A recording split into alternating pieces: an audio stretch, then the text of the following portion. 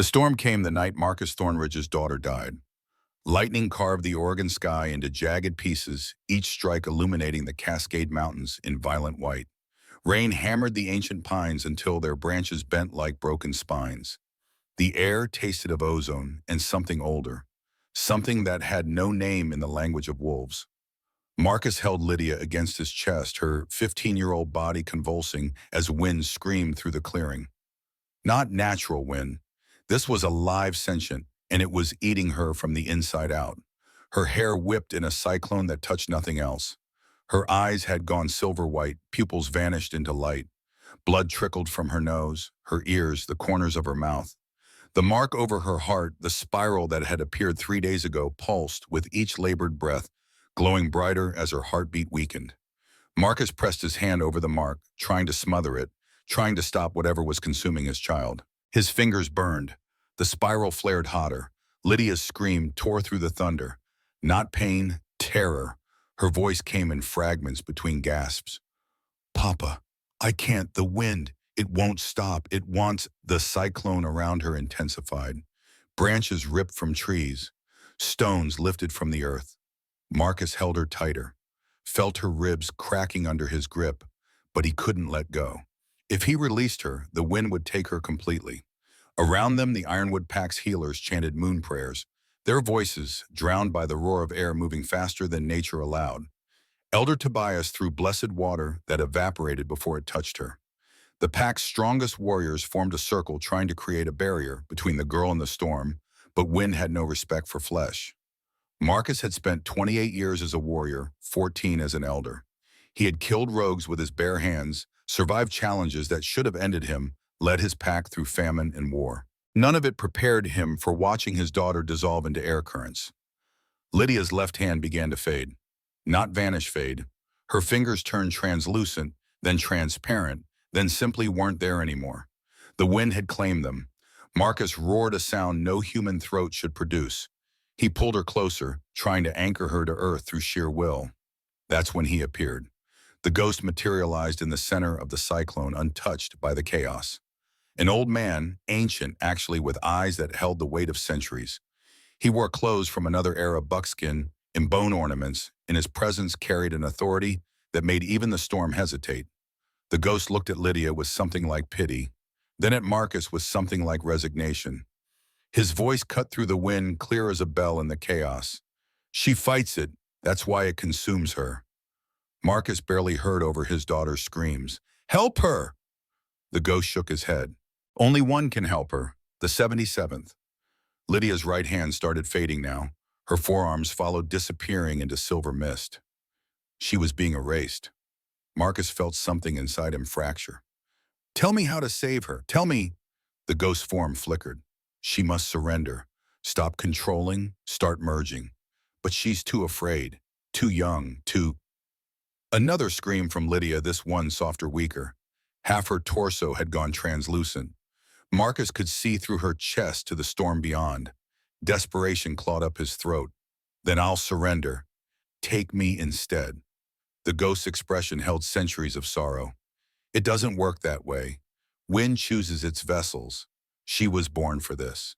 But without the key, without knowing how to, lightning struck directly between them.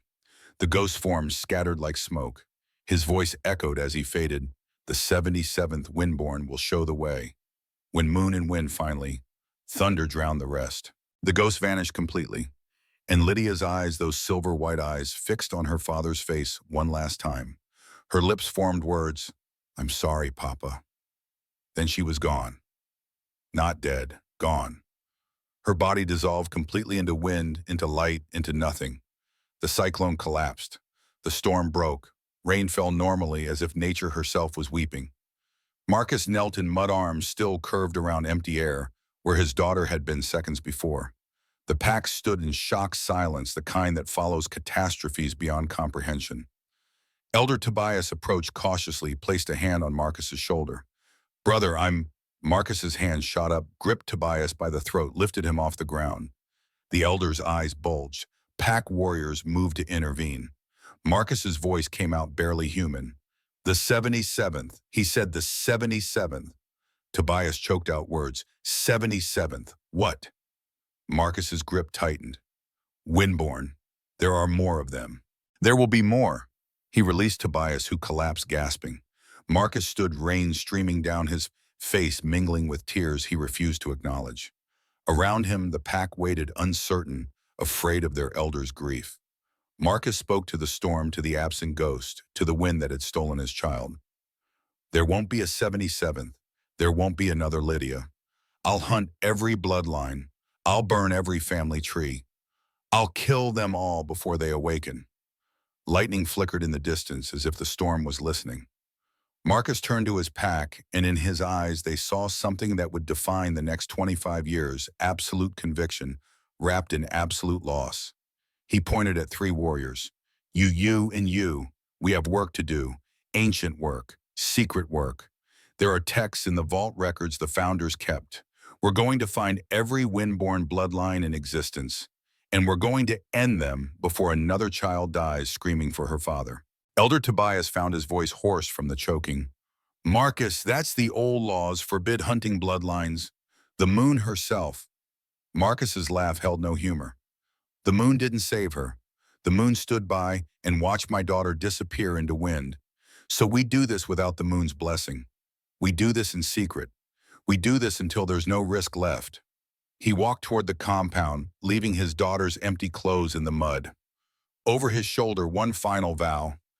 I failed Lydia. I won't fail the next child by letting the 77th awaken.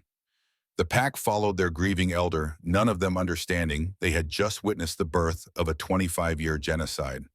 The storm finally broke. The moon emerged pale and silent, casting light on ground where Lydia Thornridge had ceased to exist. And in the distance, carried on wind currents that touched nothing else, a whisper that might have been her voice, or might have been something older. Papa, you're wrong. But Marcus didn't hear it. He was already planning the first death. 25 years later, Mira Ashwood woke drowning. Not in water, in wind. Her lungs filled with air that moved too fast, too thick, like breathing mercury. She clawed at her throat, gasping, and felt her fingers pass through her own neck, translucent, fading, disappearing. Mira jolted upright in bed, actually gasping now, actually alive. Moonlight spilled through her chamber window, illuminating tapestries of pack history and shelves of healing herbs. Real, solid, not dissolving into storm. Her heart hammered against her ribs. Sweat soaked through her nightgown, plastering dark hair to her forehead. She pressed both palms flat against the mattress, grounding herself in texture-temperature reality. The same nightmare, third time this week, each time more vivid than the last. In the dream, she always saw a girl's face, young, terrified, screaming as wind stripped her away piece by piece. The girl's eyes met hers in those final moments, silver white and ancient, in whispered words Mira could never quite remember upon waking. She swung her legs over the bed's edge, bare feet finding cool wooden planks. The ironwood pack compound remained silent around her. Dawn hadn't broken yet, but soon the maids would arrive to prepare her for... Her stomach clenched. Today was the day. Today she would become Luna. Today she would mate with Cade Thornridge Alpha of Ironwood, the man she'd loved since childhood, the man whose promises had carried her through every doubt and fear and lonely night when the future felt too vast to navigate alone. Today, everything would be perfect. So why did her hands shake when she thought about it? Mira moved to the wash basin, splashed cold water on her face. The mirror above it reflected a woman she barely recognized, 24 years old. But looking younger in this light beta bloodline features soft and unassuming brown eyes that had never seen silver hair that held no trace of white. She touched the mirror's surface, watching her reflection mimic the gesture. For a heartbeat less than a heartbeat, a fraction of a breath, her eyes flashed silver white in the glass. Mara jerked her hand back, blinked hard, looked again. Brown eyes stared back. Normal. Human. Wolf-blessed, but nothing more. The door burst open. Mira spun, heart still racing from the mirror a moment, and found Celine standing in the doorway. Her best friend since childhood, now 25, and very clearly pregnant, clutched the doorframe with white knuckles. Celine's copper hair hung lank around her face, damp with sweat despite the cool morning air. Dark circles shadowed her eyes. Her free hand pressed against her rounded belly, 6 months along, though she'd told no one who the father was. Mira crossed the room in 3 strides. Cell, what's wrong? The baby. Celine shook her head, cutting her off. I'm fine. The baby's fine. I needed to see you before the maids arrive and everything becomes ceremony and performance. Something in her friend's voice made Mira's chest tighten. Celine wouldn't meet her eyes. Mira guided her to the bed, helped her sit. Celine's hands trembled against her belly. Outside, the first hints of dawn bled into the eastern sky, turning darkness to deep purple. Mira sat beside her shoulder to shoulder the way they'd sat 1,000 times before. Talk to me, what's happening? Celine's jaw worked for a moment before words emerged. I need to tell you something. About the baby, about... She cut herself off, eyes squeezing shut. After the ceremony. I'll tell you after the ceremony, I promise. Mira's hand found Celine's squeeze gently. Cel, you're scaring me. Whatever it is, you can tell me now. Celine finally looked at her, and Mira saw something she'd never seen in her friend's face before, pure, crystalline fear. Celine's voice came out barely audible. Do you ever feel like everything's about to change, like the world you know is about to end, and you're the only one who sees it coming? Mira thought of her nightmare of drowning in wind of silver eyes in the mirror. Her mouth went dry. Sometimes. Celine stood abruptly, pulling away. She moved to the window, stared out at the compound awakening below. Morning patrols changing shifts, mothers calling children to breakfast, life continuing as it always had. When Celine spoke again, her voice carried an edge of desperation. If something happens today, if things go wrong, I need you to know, I need you to understand, I never wanted... The door opened again, this time revealing 3 maids carrying baskets of moonflower petals, silver thread, and the ceremonial gown Mira would wear in a few hours. The lead maid, an older woman named Iris, smiled warmly. Luna to be, we must begin preparations. The ceremony starts at dusk and there's much to... She noticed Celine frowned slightly. Celine, dear, perhaps you should rest. You look unwell. Celine wiped her face quickly, composing herself. She moved toward the door, pausing beside Mira just long enough to whisper, remember what I said. After the ceremony, no matter what happens, remember, I tried to warn you. Then she was gone, leaving Mira frozen between confusion and dread. Iris bustled forward, setting down baskets. Don't mind her, my lady. Pregnancy hormones make emotions run wild. Now let's make you the most beautiful Luna this pack has ever seen. Mira let herself be guided to the chair before the mirror, let the maids begin their work. But Celine's words echoed. Everything's about to change. And in the mirror's reflection, just for a moment, too brief to question, her eyes flickered silver again. The flashback hit Mira while the maids braided moonflower petals into her hair. She was 14 again, standing in the crowd at the edge of the moon arch, watching Cade Thornridge undergo his alpha trial. 15 years old and already carrying the weight of leadership expectations, already harder around the eyes than a boy should be. The trial's rules were ancient and brutal: kill a captured rogue to prove dominance or forfeit the alpha seat. Simple. Absolute. Moon-ordained fun. The rogue was a child, maybe 11 years old, thin and terrified, with tangled blonde hair and eyes that held too much understanding of what came next. The pack had caught her trespassing 2 days prior. No family, no pack, just a lone wolf cub who'd made the mistake of hunting too close to Ironwood territory. Pack law was clear. Rogues meant danger. Rogues meant disease and instability, and everything the moon-blessed packs had fought to eliminate. The child's execution would be mercy compared to the slow death of starvation in the wilderness. That's what everyone told themselves as they gathered to watch. Young Mira had stood between her mother and father, both Beta bloodline, both respected healers. Her mother's hand rested on her shoulder, gentle pressure keeping her in place. Elder Tobias, younger then, voice stronger, announced the trial's terms. The child would be released in the center of the fighting circle. Cade would pursue in wolf form. Clean kill, no prolonged suffering. The rogue girl hadn't cried. That's what haunted Mira most in memory. The child stood in the circle's center, small and defiant, and didn't make a sound. Cade shifted. His black wolf was already massive, even at 15, muscles rippling under fur, alpha power, evident in every movement. He circled the girl slowly, and Mira saw his hesitation in the way his ears flattened, the way he circled twice instead of striking immediately. The crowd grew restless. Murmurs began. Cade's father, Alpha Thornridge, now dead 2 years, stood at the circle's edge, expression carved from stone. Complete the trial, son. Prove your strength. The rogue girl met Cade's wolf eyes. She didn't plead, didn't beg, just looked at him with an expression that asked a single question.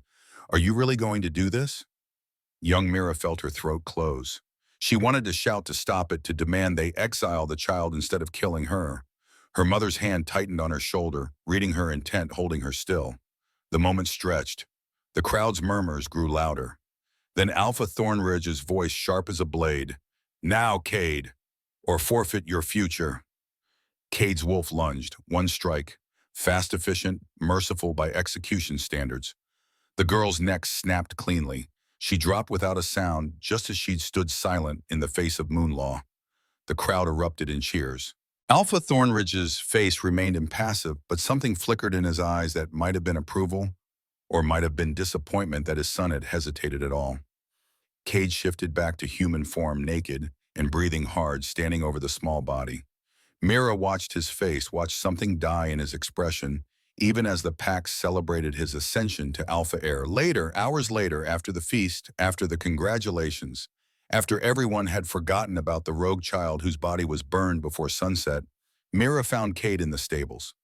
He sat in Shadow's stall, the Alpha's warhorse, knees drawn to his chest, still naked because he'd run from the ceremony without bothering to dress. In the dim lamplight, he looked smaller than he had in the circle, more human, more breakable. Mira approached quietly. Cade. He looked up, eyes red-rimmed. Did you see? She nodded, unable to speak past the lump in her throat.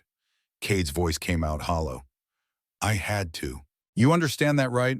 I had to choose the pack. Mira sat beside him in the straw, not caring about her dress. She was just a child. His jaw clenched. She was a rogue. She would have died anyway in the wilderness, torn apart by real predators or starvation or... Mira touched his hand. His fingers were freezing, despite the warm night. She found her voice barely. You could have said no. You could have challenged the law. Cade's laugh came out broken and lost everything. My father, the council, the pack, they would have stripped my alpha rights, exiled me, or worse. And then you and I, he stopped, looked at her with desperate intensity. We're promised to each other, Mira. Have been since we were children. If I'd lost my position, they would have given you to another alpha heir. We would have been separated forever. The words hung between them, truth and justification tangled too tightly to separate. Mira wanted to argue, wanted to say that some things mattered more than position or promises. But she was 14 and he was 15, and the weight of pack law felt absolute in that moment. Instead, she leaned her head against his shoulder. I'll marry you because I love you. But Cade, she pulled back to look at him directly. I'll never forget her face. His eyes held hers, searching for condemnation or absolution, finding something in between. I won't either. He kissed her forehead, gentle and chaste, a promise of protection he would spend the next decade trying to honor. But even then, even as she let him hold her in the darkness of the stable, Mira felt something shift in her chest. A small crack in the foundation of trust. Not wide enough to break them apart, just wide enough for doubt to seep through. The memory released Mira back to present with a gasp. Iris stepped back, concern creasing her weathered face. My lady, you went pale. Are you feeling ill? Mira blinked, reorienting. The maids had finished her hair, intricate braids woven with moonflower petals, silver thread catching lamplight. Her reflection showed a woman ready for ceremony. But behind her eyes, she still saw that rogue child's face. Outside, the sun climbed higher. Mid-morning now. The ceremony wouldn't begin until dusk, but already she could hear the pack assembling below, setting up torches around the moon arch, preparing the feast that would follow vows. Mira's throat felt tight. I'm fine, just wedding nerves. Iris smiled knowingly. Every bride feels them. But you and Alpha Cade, the whole pack knows your love story. Childhood promises fulfilled. It's like something from the old tales. The other maids murmured agreement as they unpacked the ceremonial gown. Silver silk that shimmered like moonlight on water, embroidered with pack symbols cut to honor tradition while celebrating the new Luna's grace. Beautiful. Perfect. Everything Mira had imagined since she was a girl, playing wedding with Celine in the forest. So why did looking at it make her chest constrict? Mira stood moved to the window while the maids fussed with the gown's presentation. Below, she could see the packed compound spreading across the valley, wooden structures built over generations, smoke rising from morning fires, children chasing each other between buildings while their mothers called warnings. Beyond the compound's wooden walls stretched 50,000 acres of cascade forest, ancient pines, hidden streams, mountains that touch clouds. Pack territory for 200 years, defended against rogues and rival packs and the slow encroachment of human civilization beyond the wilderness buffer. Home, safety, everything she'd ever known. A figure moved through the crowd below, and Mira's heart kicked against her ribs. Cade. Even from this distance, she recognized his stride, confident but not arrogant, purposeful without rush. 26 years old and Alpha for 2 years since his father's death. He'd grown into the role, learned to lead with compassion, tempered by strength. He looked up suddenly as if sensing her gaze, and their eyes met across the distance.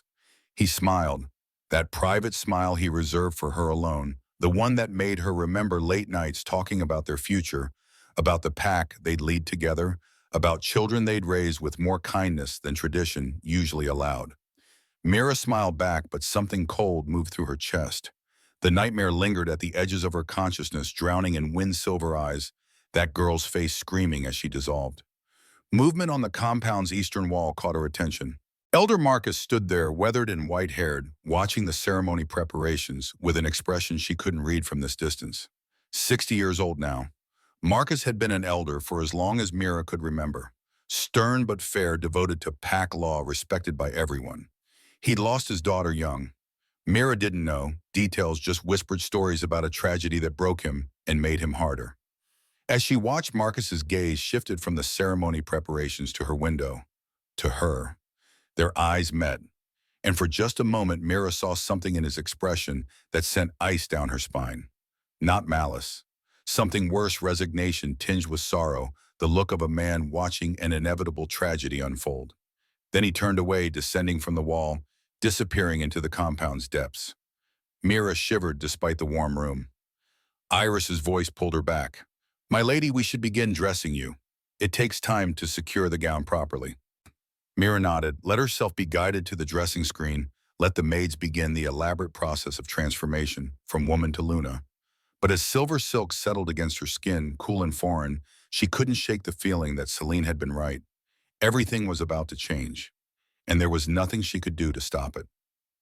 Elder Marcus descended into the compound's lowest level, where ancient texts and forgotten records gathered dust in sealed chambers. The vault smelled of old paper and older secrets. He moved past shelves documenting pack history, births, deaths, territorial disputes, alliance treaties. His fingers trailed along spines until he reached the back wall where 7 leather-bound journals sat apart from everything else. Private records. His records. 25 years of work that no one else could know about. Marcus pulled the 7th volume, the one he'd begun just 6 months ago, and opened to the last entry. The page showed a family tree meticulously researched. The Ashwood lineage traced back 7 generations. Most branches marked with small red X's, deceased eliminated, neutralized. One branch remained unmarked, the youngest generation. Marcus's finger traced down to the final name, Mira Ashwood Beta, bloodline, healer apprentice, promised Luna. Daughter of Robert and Sarah Ashwood. Granddaughter of Rose Ashwood, who had drowned in a training accident 21 years ago. Official cause, swept away by rapids during a hunting expedition. Unofficial truth. Marcus had held her head underwater while she screamed about wind in her lungs, about power she couldn't control, about needing help before it consumed her like it had consumed so many others. Rose had been number 76, which made Mira. Marcus closed his eyes, seeing Lydia's face in memory, hearing her final screams. The bloodline test he'd administered on Mira 3 years ago had come back negative for windborne markers. Clean, normal. Just an ordinary wolf-blessed beta with no hint of the ancient power that had murdered his daughter. But tests could lie. Genes could hide dormant until awakened by trauma or ceremony or the moon's alignment. And Marcus had watched Mira over these 3 years. Watched the way wind moved around her when she stood in the compound courtyard, watched leaves spiral toward her when she walked through autumn forest, watched the subtle wrongness that everyone else missed because they weren't looking for it. She was 77. He felt it in his bones in the way the air pressure changed when she entered a room and the way storms seemed to pause over the compound when she was present. The prophecy had been incomplete, that damn ghost had been killed mid-sentence, but Marcus had pieced together enough from ancient texts. The 77th Windborn would be different. Special. The one who could merge moon and wind, who could master what had killed all the others. Which meant she was the most dangerous of all. Marcus closed the journal, returned it to its place. Tonight Mira would undergo the mating ceremony. The ritual would awaken latent powers if they existed. The moon's blessing always amplified what already slept in the blood. If Myra showed no signs of awakening, then he'd been wrong. She would become Luna Lead alongside Cade, live a normal life.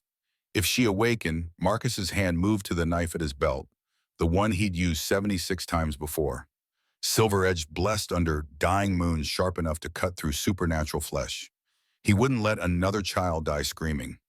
Not even if that child wore a wedding gown and believed herself human. Mercy killings were still mercy. Marcus extinguished the lamp, sealed the vault, and climbed back toward daylight, where a wedding awaited, and history was about to repeat itself whether anyone realized it or not. Behind him in the darkness, wind moved through the sealed chamber despite the absence of windows or doors. And if Marcus had stayed, if he'd listened, he would have heard it whisper 77. But he was already gone, carrying his conviction like armor against doubt. Dusk fell over the Cascade Mountains, painting the sky in shades of blood and gold. Mira stood before the full-length mirror in her chamber transformed. The silver gown clung to her curves before flowing to the ground in a waterfall of shimmering fabric. Moonflower petals in her hair released subtle fragrance with each movement. Silver jewelry pack heirlooms passed from Luna to Luna, circled her throat and wrists. She looked like something from legends. Beautiful, ethereal, chosen by the moon herself, and absolutely terrified. The maids had left her alone for these final moments before the procession tradition, dictating the bride commune with the moon in solitude. Through her window, Mira watched the full moon rise early, fat and silver hanging just above the eastern peaks. Her reflection stared back, and this time the silver flash in her eyes didn't fade quickly. It lingered, pulsing with her heartbeat before slowly draining back to brown. Mira touched the mirror's cool surface. "What are you? What's happening to me?" No answer came, just her own frightened face and the rising moon beyond. A knock at the door made her jump. Her father's voice filtered through. "Mira, it's time." She took one last breath, forcing calm she didn't feel, and opened the door. Robert Ashwood stood in formal ceremonial dress, gray streaking his dark hair, eyes warm with paternal pride. Behind him, her mother Sarah waited already, crying happy tears. Her father offered his arm. "You look just like your grandmother."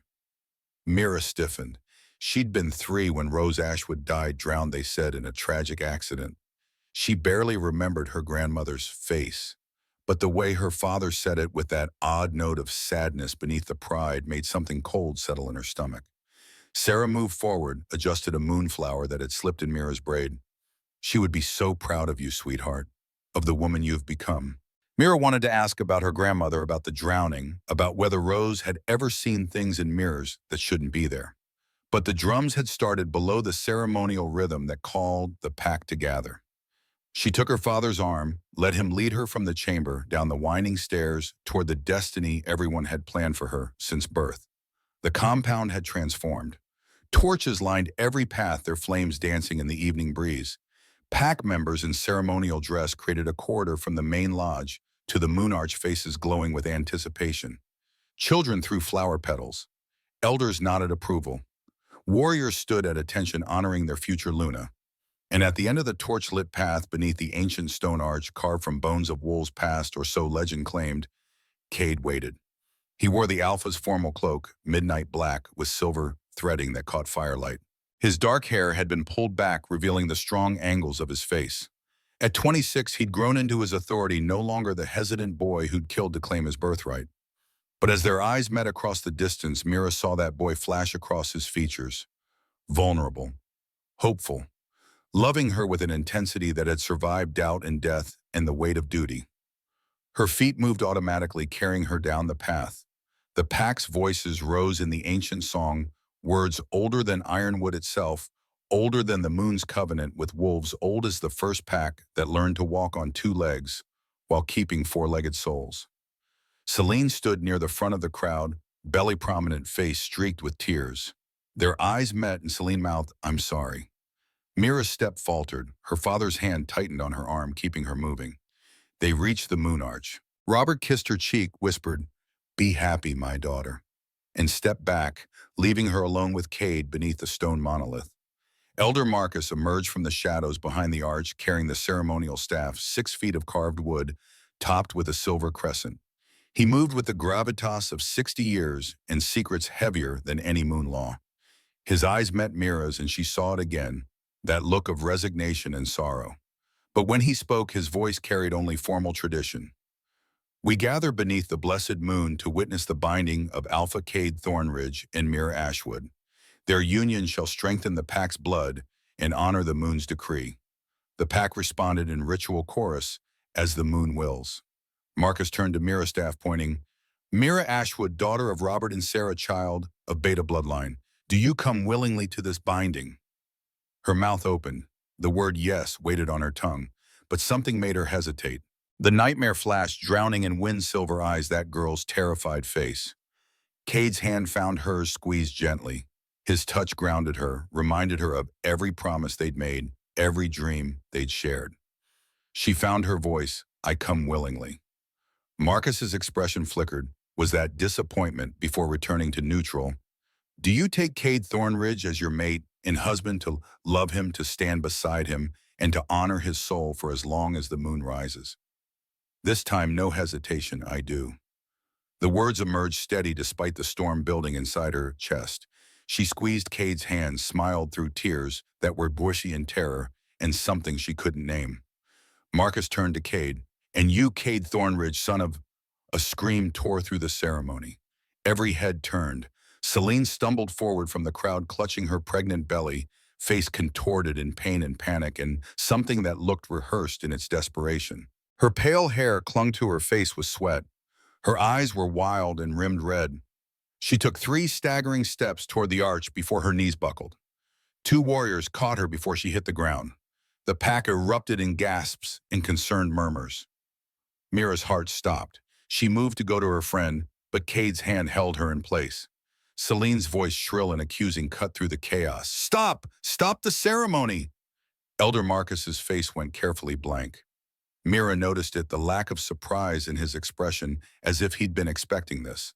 Celine pushed away from the warriors supporting her, staggered another step forward, one hand clutching her stomach, the other pointing directly at Mira. When she spoke, her voice carried across the silent crowd. "You poisoned me." The words didn't make sense. Mira's mind tried to process them, reject them, understand them. "What?" Celine's voice broke on a sob. "You offered me tea this evening. You said it would calm my nausea. But it was wolfsbane. You poisoned me because you found out." The world tilted sideways. Mira reached for Cade's hand, but he pulled away, stepping back, face carved from stone. Her voice came out small and confused. "Found out what cell? I don't understand." Celine pressed her hand to her belly, tears streaming.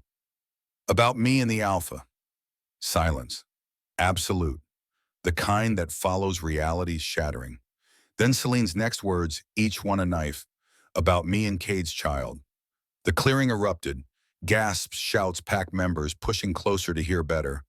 Mira stood frozen, the silver gown suddenly too tight, the moonflowers in her hair releasing perfume that smelled like rot.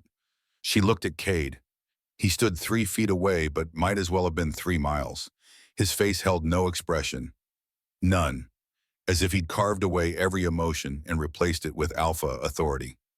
Mira's voice cracked. "Cade, tell them it isn't true. Tell them." But he didn't speak, didn't defend her, didn't move. And in his silence, Mira understood that Celine hadn't just accused her of poisoning. She'd accused her of jealous rage, of attempted murder, of being so consumed by possessiveness that she'd harm an unborn child. The pack's eyes burned on her skin. She heard whispers rising like smoke. The Luna poisoning the Alpha's mistress. She always seemed too soft for a Luna. Jealousy makes monsters of us all. Mira spun back to Celine. "I gave you tea this morning like I always do. For your nausea, I didn't. There was no wolfsbane." Celine's sobs intensified. "You told me you'd never let me have him." that you'd rather see me dead than share him. Mira's mind spun trying to grasp what was happening. I never said that. Celine were friends. I would never. Elder Marcus's staff struck the ground, the crack of wood on stone silencing the crowd. His voice carried authority that brooked no argument. This is a serious accusation we must investigate before proceeding. He gestured to two guards. Search Luna Tabi's quarters. Look for evidence of wolfsbane. The guards moved immediately, disappearing into the compound, while 300 wolves waited in terrible silence. Mira looked to her parents.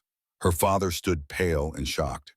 Her mother had covered her mouth with both hands, eyes wide with horror. She looked to Cade again, desperate. You know me. You've known me since we were children. You know I would never. His jaw tightened. A muscle twitched in his cheek, but still he didn't speak, didn't defend, didn't move toward her. And in his eyes she saw something that made her soul crack. Calculation. He was weighing options, considering consequences, choosing between her and something else, just like he'd chosen between that rogue child and his alpha seat 10 years ago. The guards returned faster than seemed possible, almost as if they'd known exactly where to look. One held up a small glass vial, the kind healers use for potent medicines. Purple residue clung to its rim, pungent enough to smell from yards away. The guard's voice carried across the clearing. Found beneath the Luna's wash basin, my alpha. Gasps rippled through the crowd. Mira's knees went weak. She grabbed the arch for support. That's not mine. I've never seen that before. Someone planted, but her denial drowned in the crowd's reaction. Warriors moved closer, forming a loose circle around her. Not hostile yet, but ready, treating her like a threat. Elder Marcus held up the vial, examined it with theatrical care. Wolfsbane, concentrated, enough to kill a grown wolf, more than enough to harm a pregnant woman and her child. He turned to Mira, and she saw it clearly now. The plan had been set in motion long before tonight, all the pieces arranged, all the players positioned. Marcus's voice carried false sorrow. Mira Ashwood, what do you say to these charges? Her voice came out hollow. I say they're lies, all of it. I didn't poison Celine, I didn't threaten her. Someone is framing me. Marcus's expression didn't change. And who would do such a thing? The question hung in the air, impossible to answer, because naming Marcus would sound like deflection. Naming Cade would reveal fractures in their relationship. Naming anyone else would require proof she didn't have. She was trapped in a perfect conspiracy. Mira's eyes found Celine's through the crowd. Her best friend met her gaze for just a moment, and in that moment Mira saw truth-guilt mixed with terror, the look of someone forced into betrayal. Celine mouthed something, might have been "forgive me" or "help me," impossible to tell, before looking away. Understanding crashed through Mira. Celine had been coerced, threatened, forced to play this role by someone with enough power to destroy her if she refused. But who and why? Elder Marcus's voice cut through her spinning thoughts. Alpha Cade, as the wronged party, the decision falls to you. How shall we proceed? Every eye turned to Cade. The moon hung heavy above them, witness to whatever came next. Cade's throat worked, his hands clenched into fists. And for just a moment, Mira saw the boy in the stable again, the one who'd wept after killing a child, the one who'd promised to always choose her. His voice came out rough. Search her quarters again, thoroughly, and question those who had access to her chambers today. Relief flickered in Mira's chest. He was giving her a chance, demanding more investigation before condemning. Then Marcus spoke, gentle but firm. My alpha, with respect, we have witnesses who saw her give tea to Celine this morning. We have the poison found in her possession. Further delay only. Cade's hand shot up, silencing the elder. I said search again. The two men stared at each other, a silent battle of wills that the pack watched with collective breath held. Finally, Marcus bowed his head. As you command, my alpha. But as the guards moved to search again, Marcus's eyes met someone in the crowd. A signal passed between them, too quick for Mira to identify who received it. 10 minutes later, a female guard emerged, holding a torn page from what looked like a journal. She approached Cade, handed it to him with a bow. Cade read. His face went carefully blank again. When he looked up at Mira, something in his eyes had died. He held up the page for the crowd to see, a page from Celine's journal found hidden in Mira's personal chest. It details the affair between Celine and myself, and Celine's fear of what Mira might do if she discovered it. Mira's world fractured. That's not, I've never caged someone is setting me up. Can't you see that? But the crowd had turned. She saw it in their faces, heard it in their whispers. Luna to be caught in jealous rage. Healer turned poisoner. Woman scorned, willing to commit murder. The narrative wrote itself, perfect and complete. Cade's voice came out hollow. Mira Ashwood, did you poison Celine with intent to harm her or her unborn child? She met his eyes across the distance that had opened between them. No. He blinked, something flickering across his features.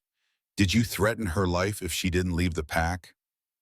Mira's voice grew stronger. No, Cade, you know me. You've known me since we were children. I would never.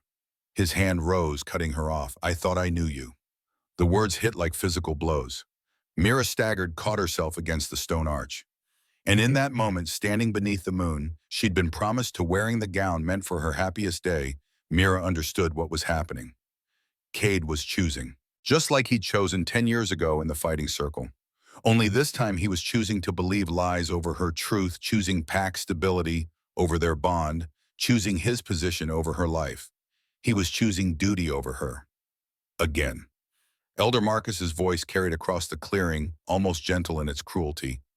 By moon law, poisoning with intent to harm is punishable by 70 lashes, stripping of wolf, and banishment. Alpha Cade, what is your judgment? The pack held its breath. Cade's jaw worked. His eyes held Mira's, and she saw the war raging behind them. Love versus duty, heart versus position, the boy who'd promised versus the alpha he'd become. When he spoke, each word fell like a stone. Strip her of the Luna title. Hold her for trial by pack council at dawn. Not condemnation, not yet. A delay, a chance for truth to emerge, for the real conspiracy to reveal itself. But Marcus shook his head, voice still gentle. My alpha, the moon's law is clear. Poison used against pack. Remember, particularly one carrying alpha bloodline, demands immediate justice. Waiting until dawn risks the moon's favor being withdrawn.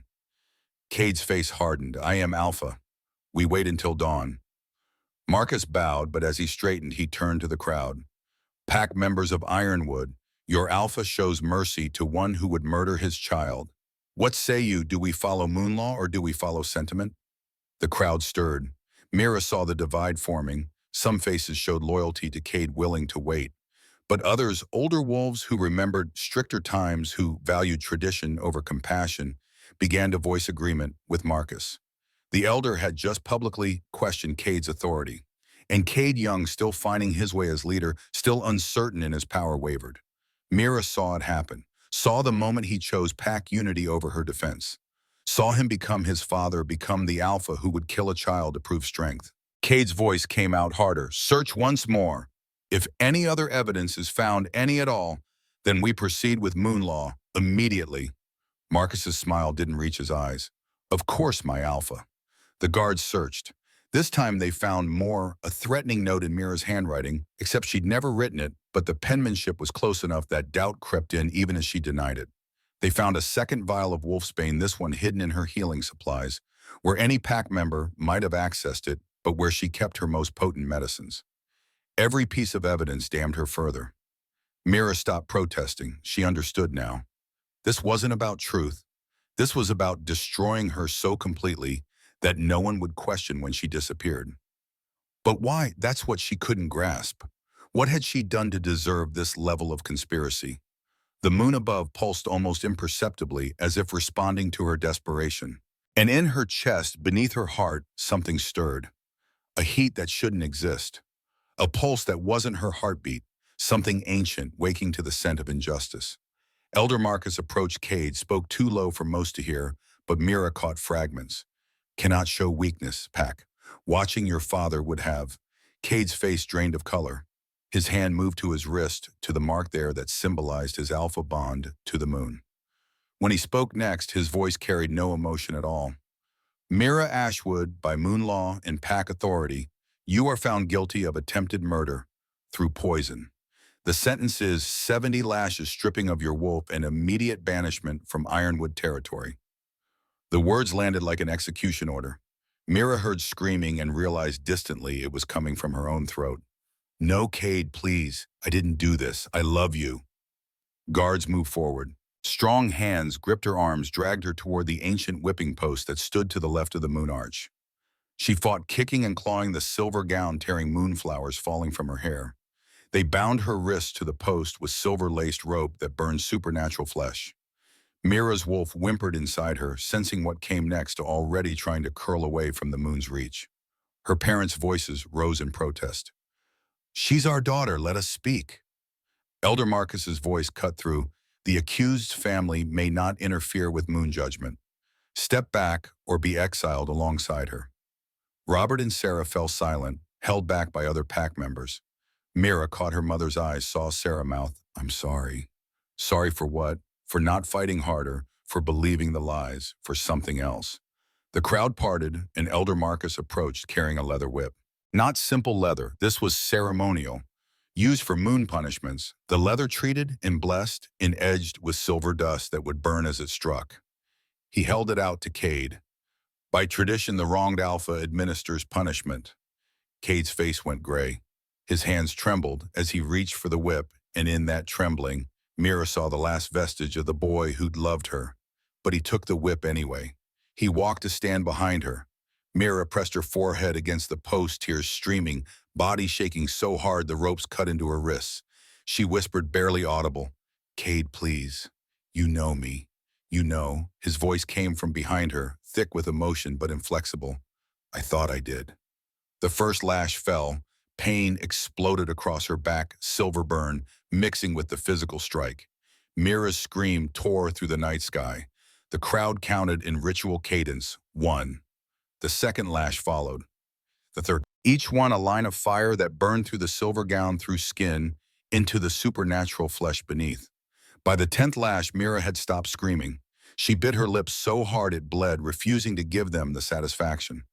By the 20th, her wolf spirit manifested visually, a silver phantom that appeared around her body, trying desperately to protect her human form from the punishment. The crowd gasped at the sight. Wolf spirits rarely manifested unless the bond to Moon was extraordinarily strong. The spirit's fur, bristled teeth bared, but it couldn't actually intervene. Moon law bound it as surely as the ropes bound Mira's wrists. Lash 25, 30, 40. Somewhere around the 50th lash, something changed. Wind rose in the clearing, unnatural and sharp. The torches guttered. Leaves spiraled upward in defiance of gravity. Mira's blood, dripping from her shredded back onto the ground, began to glow. Silver gold luminescence that pulsed with each strike of the whip. Elder Marcus saw it. His eyes widened and his voice cracked with the urgency as he shouted to Cade, "Faster, finish it now!" Cade didn't understand the urgency but obeyed. The lashes fell faster, harder. 55, 60, 65. Mira's wolf spirit began to crack. Actual fissures appeared in the phantom fur, spreading like breaks in glass. The wolf howled, not in pain, but in grief, as the moon's bond fractured under the weight of punishment and injustice. 68, 69. The wind intensified. Mira's hair whipped around her face despite being bound to the post. The glow from her blood spread, creating a circle of light that made pack members step back nervously. 70. The final lash cracked like thunder. Mira's scream broke the night. Her wolf spirit shattered, not metaphorically, literally, exploding in fragments of silver light that rained down on the clearing before dissolving into nothing. The moon above darkened. Clouds covered its face, but underneath, visible to those who knew to look, a subtle eclipse began, as if the moon herself couldn't bear to watch what her children had done. Mira collapsed against the post, held upright only by the ropes. Blood soaked through what remained of the silver gown. Her breathing came shallow and ragged. Inside her chest, where the wolf bond had lived since her first shift at age 12, there was only emptiness now. The absence hurt worse than the lashes, a hole in her soul where pack and moon and belonging had been. Elder Marcus approached with a ritual knife. He cut the ropes and Mira fell, unable to support her own weight. She lay in the dirt, barely conscious, while Marcus stood over her. His voice carried across the clearing. "Mira Ashwood, you are stripped of your wolf caste from the moon's light and sentenced to banishment. You have until sunrise to leave Ironwood territory. If you remain beyond dawn, you will be hunted as rogue and executed without trial." He leaned closer, voice dropping so only she could hear. I'm sorry, child. This was mercy. You don't understand now, but you will. What you carry inside would have killed you worse than this. I've watched it happen 76 times before. At least this way, you might die human. Mira's fading consciousness couldn't grasp his words. She tried to speak, but blood filled her mouth. Two guards lifted her, dragged her toward the compound's main gates. The pack parted before them. Some faces showed pity, others satisfaction. Most just confusion at how the ceremony had transformed into execution. Mira's head lolled eyes finding Cade one last time. He stood frozen, whip still in his hand, face carved from grief and guilt, and something that might have been regret if he'd allowed himself to feel it. Their eyes met, and in that moment Mira found her voice. It came out barely a whisper, but in the shocked silence it carried, "My only crime was believing you could love me more than power." Cade flinched as if struck. Mira's head dropped unconsciousness pulling at her. The last thing she saw before darkness claimed her was Celine standing in the crowd with tears streaming down her face, one hand pressed to her pregnant belly lips, forming words that might have been, "I'm sorry," or might have been, "Goodbye." Then the gates opened, heavy iron reinforced with silver meant to keep rogues out and pack members safe. The guards threw Mira through her body, hitting the furious floor beyond with a sickening thud. The gates slammed shut behind her with a sound like the end of the world. And Myra Ashwood, Beta bloodline healer, former Luna-to-be, lay broken in the wilderness while the moon watched from behind her veil of clouds. Inside the compound, as the crowd dispersed in uncomfortable silence, several things happened simultaneously. Celine collapsed completely, sobbing into her hands. Two pack members helped her toward the healer's lodge, but she kept looking back toward the closed gates, guilt and fear warring on her face. Cade stood motionless, staring at his hands, at the whip, at the blood that stained his palms. Elder Marcus approached, placed a hand on his shoulder, spoke quietly. Cade's face remained blank, but he nodded once before turning toward the Alpha's quarters without looking back at the gates. And Elder Marcus, while everyone else dispersed, walked to where Mira's blood had pooled on the ground. The silver-gold glow had faded, but the earth itself had darkened where the blood touched, as if burned by something beyond physical heat. Marcus knelt, touched his fingers to the stain. They came away warm, unnaturally warm. He closed his eyes and in memory saw Lydia's blood glowing the same way before she dissolved into wind. His whisper carried only to the night, 77. It's finally happening. He stood, looked toward the gates, toward the wilderness beyond. In his pocket, the ritual knife waited, silver-edged, blessed under dying moons, sharp enough to cut through supernatural flesh. He'd ended 76 Windborn over 25 years. He'd end the 77th before dawn if she survived the night.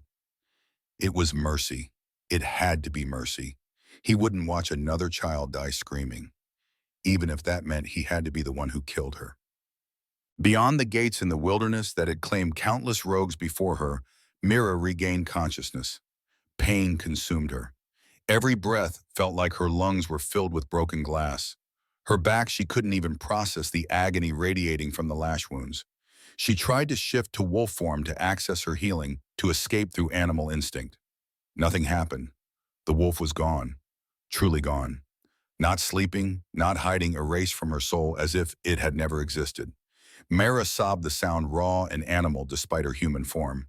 She pushed herself to her knees, every movement agony, and looked back at the compound walls. Torches still burned along the ramparts. She could hear the pack's voices, distant and murmuring, life continuing without her, as if she'd already died. She tried to stand, her legs buckled. The blood loss, the trauma, the severing of her wolf bond, it was too much. Mira collapsed again, face down in dirt and fallen leaves. She would die here, alone, unmourned, condemned for crimes she didn't commit by the man she'd loved since childhood. The moon emerged from her clouds above, cold and distant, offering no comfort. Mira's whisper came out broken. "If you ever loved me, if the bond we shared meant anything, please." The moon remained silent. Mira closed her eyes, letting darkness pull at her. Death would be relief. Death would mean the pain stopped, the confusion ended, the betrayal couldn't hurt anymore. As consciousness faded, one final thought flickered. I wish I understood why. Then nothing. Just the sound of her own labored breathing getting slower, and the rustle of wind through trees and the night settling over her broken body. But something else stirred in the darkness. The wind which had risen during her punishment began to circle again. Not violently now, gently, almost tenderly, as if checking whether she still lived.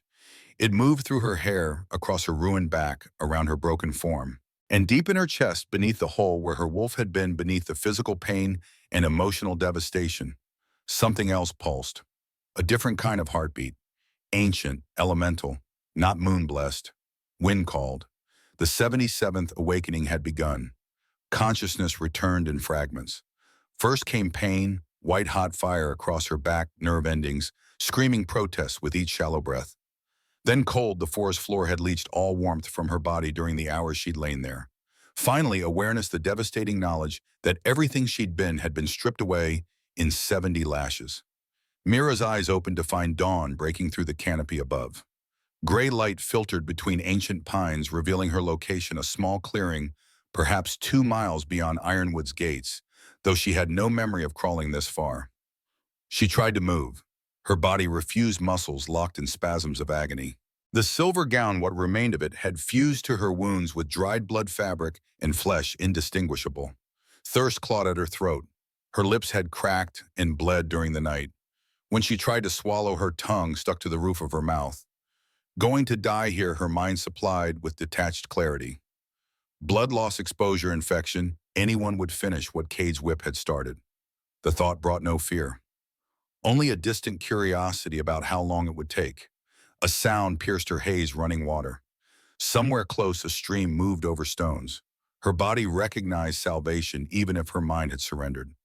Mira dragged herself forward, using her elbows each movement, tearing fresh screams from her throat. Inches became feet, became yards, a journey measured in heartbeats, and the wet trail of blood she left behind. The stream appeared through undergrowth, narrow and swift water, so clear she could see smooth riverstones beneath. Mira collapsed at its edge, submerged her face, drank in desperate gulps that hurt. Going down but tasted like life itself, she rolled onto her side, letting the current wash over her ruined back. The cold water should have hurt, should have sent her into shock, but instead brought blessed numbness. That's when she saw her reflection in a still pool beside the main current. The face staring back barely resembled the woman who'd dressed for her wedding yesterday. Hollow-eyed lips, blue with cold skin, drained of all color except the bruises blooming along her jaw where she'd hit the ground. But her eyes, they glowed silver white in the dawn light, luminous and inhuman, reflecting something that wasn't entirely Mira Ashwood anymore. She blinked hard. The glow remained. Wind stirred around her, though the forest itself stood motionless. Not natural wind, this moved with purpose, curling around her body like invisible hands checking for breaks. Mira's breath caught as the wind touched her wounds. Instead of pain, warmth spread across her back, not healing exactly, but acknowledging, as if the air itself recognized her suffering and offered witness. A voice emerged from the wind, feminine and ancient, carrying the weight of centuries compressed into syllables. Child of the broken moon. Mira's remaining strength fled. She tried to push away from the stream, but her arms gave out. She lay half in water, half on shore, trembling, as the voice continued. The wind coalesced into something almost visible, a shimmer in the air that suggested a woman's form without fully manifesting.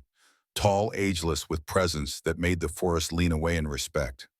The voice came again, gentler now. Do not fear me, Mira Ashwood. I am Aela, the first wind, and you are mine.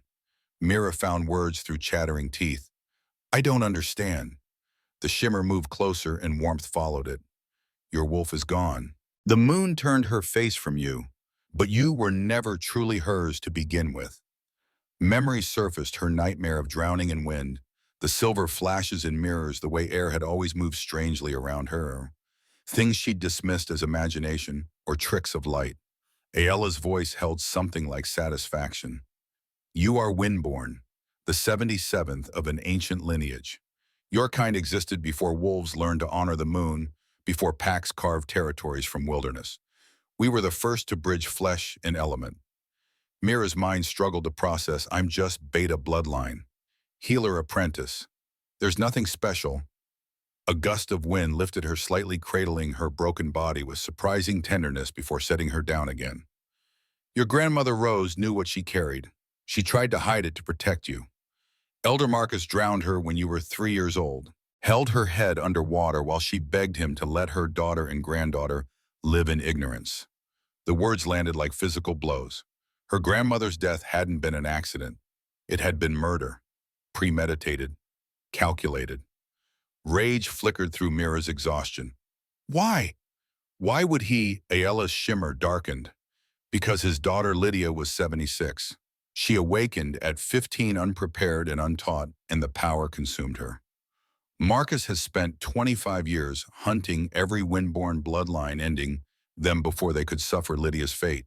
He thought he was showing mercy. The pieces assembled into horrifying clarity. Marcus had orchestrated everything: the frame-up, the evidence, the public condemnation. Not from cruelty, but from desperate love twisted into genocide.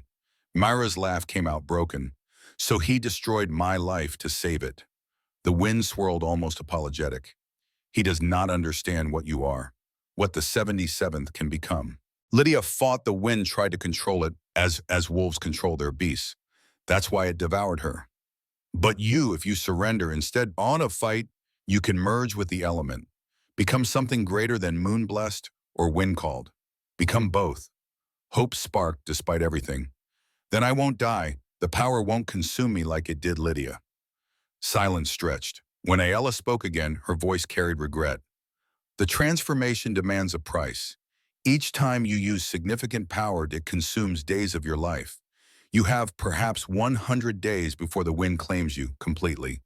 Unless Mira pushed herself upright, ignoring her body's protests. Unless what?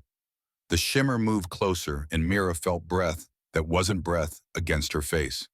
Unless you learn what Lydia could not, how to stop taking from the wind and start flowing with it. To surrender your human need for control and merge completely with the element, then the cost disappears. But the learning, Ayala paused. Few have achieved it, and those who tried and failed suffered fates worse than simple death. 100 days, 3 months to master an impossible skill, or cease to exist. Mira should have despaired, should have wept at the cosmic cruelty of surviving execution only to face slower obliteration. Instead, something cold and sharp crystallized in her chest. She looked toward where Ironwood's compound lay hidden beyond miles of forest. Show me. Teach me everything. I have 100 days to become something they can't destroy. Ayala's laugh carried approval. Now you sound like my daughter. Very well. But first you must heal. And healing requires your first true use of power. The shimmer reached toward Mira's back. Wind, impossibly gentle, touched the lash wounds. Pain exploded fresh, then transformed into something else. Heat that didn't burn, pressure that didn't crush, the sensation of flesh knitting itself together in patterns that shouldn't exist in nature. Myra screamed, but it wasn't entirely pain. Her back blazed with silver gold light, visible even in daylight. The wounds closed not into scars, but into luminous patterns, lightning marks that traced each lash across her skin, permanent and glowing faintly beneath the surface. When it finished, Mira collapsed forward, gasping. Her back no longer screamed agony.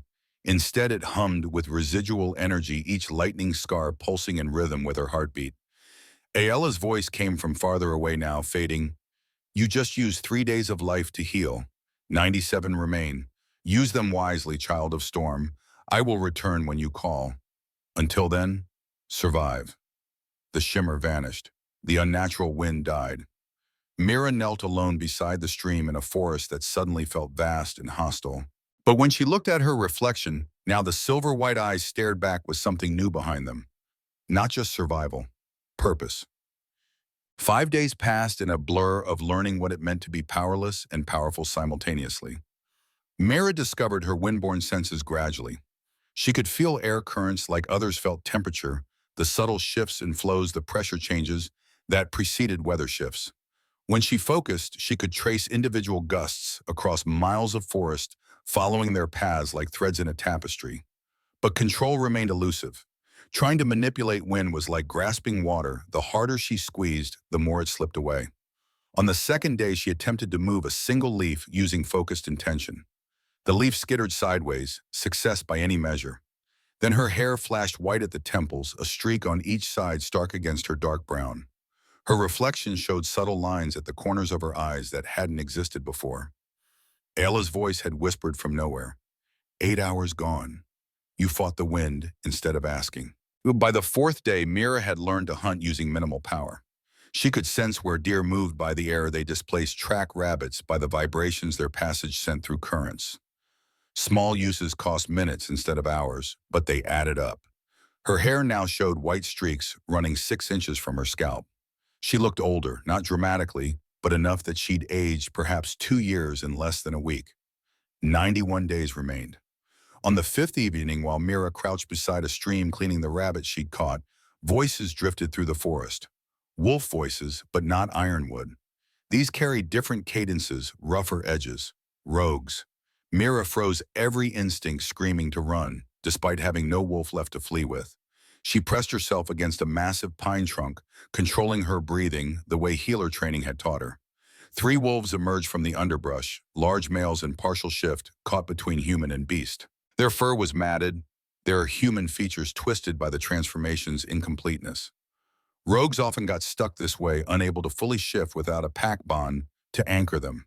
The lead wolf's nose lifted, scenting, his eyes feral yellow locked on her hiding spot. His voice came out guttural, damaged by the partial shift. Smeller, female, alone, no pack scent. The second wolf circled left. Easy prey. Mira's hand found a fallen branch, useless as a weapon, but better than nothing. Her mind raced through options. Fight impossible without wolf flea. They'd run her down, use power, cost days she couldn't spare. A fourth voice cut through the clearing, commanding and fully human. Stand down. The wolves turned as one. A man stepped from the shadows, late 20s tall, with dark hair pulled back and scars crisscrossing visible skin. He wore simple clothes, moved with the easy confidence of someone who'd survived things that would break lesser men. His eyes found Mira's hiding spot unerringly. You, come out. Mira weighed refusal against compliance, decided cooperation offered better survival odds than antagonizing them. She stepped into view branch, still gripped tight, chin raised, despite terror thrumming through her veins. The scarred man studied her with unsettling intensity. His nostrils flared, taking in her scent. You smell like ironwood, but also like nothing I've encountered. What are you? Mira's voice came out steadier than as she felt, exiled. One of the partial shift wolves growled, Ironwood exile, we should kill her. Send a message. The scarred man's hand shot up, silencing him. We don't kill without cause. That's how we're different from them. He moved closer to Mira, circling slowly. She turned to keep him in sight, branch raised.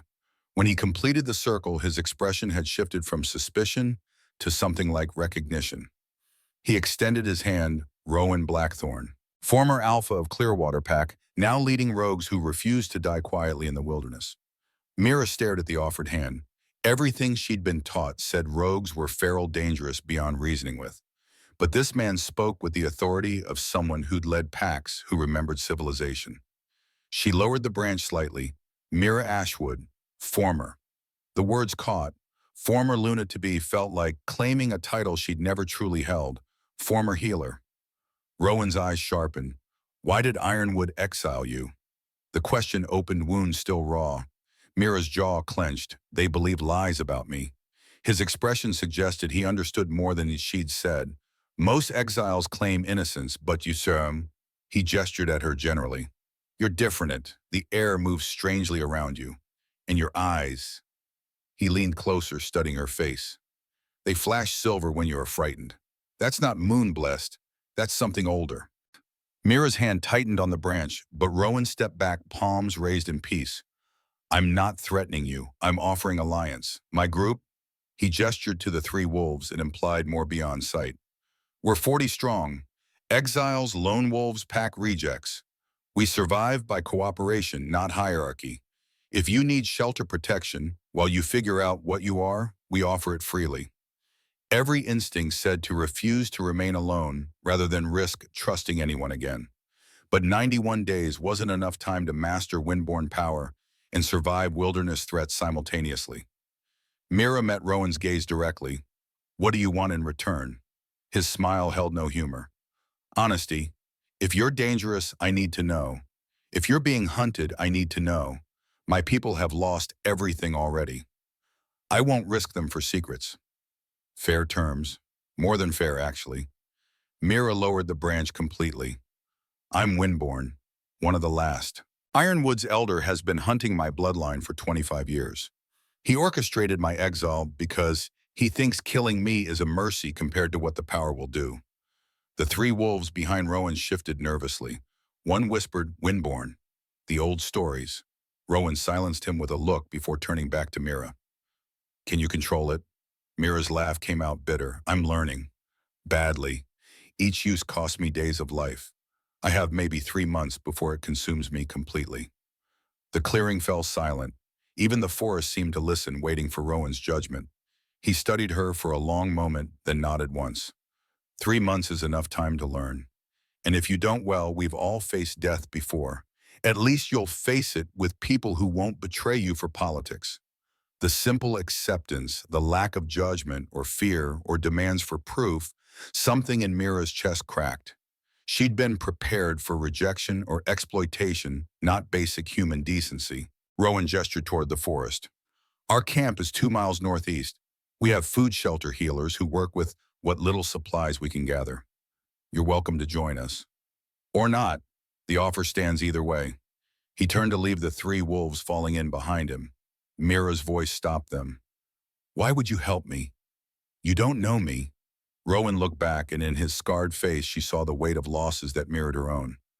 Because 4 years ago, Clearwater Pack exiled me for refusing to execute rogue children. I challenged the Alpha on moral grounds, lost the fight, and got thrown into this wilderness to die. 40 people followed me out of loyalty or shared disgust with pack law. We've built something here, not a pack but a family. And family doesn't abandon people when they're broken.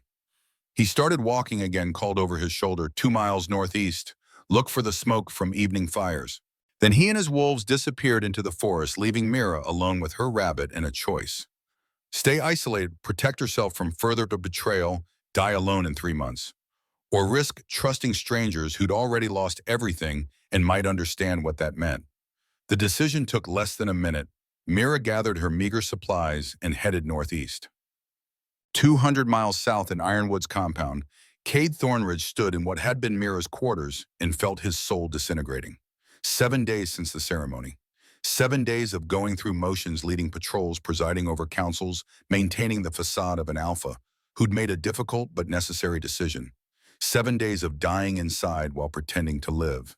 He'd waited until everyone slept before coming here. The room remained exactly as she'd left it that morning. Wedding preparations frozen in time. Hair ribbons on the vanity. Healing herbs organized on shelves. Books of moon lore stacked beside her bed. And on the writing desk, her personal journal. Cade had avoided it for 6 days, afraid of what he'd find. But tonight the silence had become unbearable. He needed to hear her voice, even filtered through written words, even knowing it would destroy him further.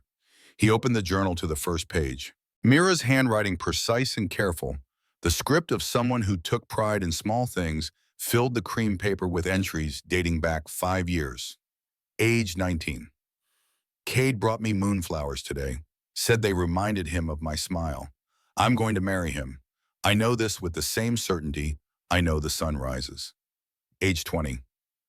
We talked about children tonight. He wants 3. I want 4. We compromised on 5 and laughed until we cried. How did I get so lucky? Age 22. His father died today. I held Cade while he wept, and I realized I'm not just his promised mate. I'm his home, and he's mine. Page after page of love letters disguised as diary entries. Plans for their future. Hopes for the pack they'd lead together. Small moments of awe documented with careful detail. Not a single word about poison or jealousy or murder. Cade's hands trembled as he reached the final entry written the morning of the ceremony. Verse 24, today I marry my soulmate. I've never been more certain of anything.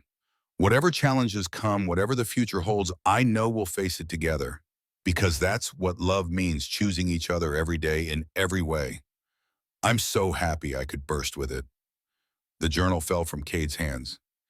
He stared at the final words, I'm so happy, and felt something fundamental break inside his chest. She'd been innocent.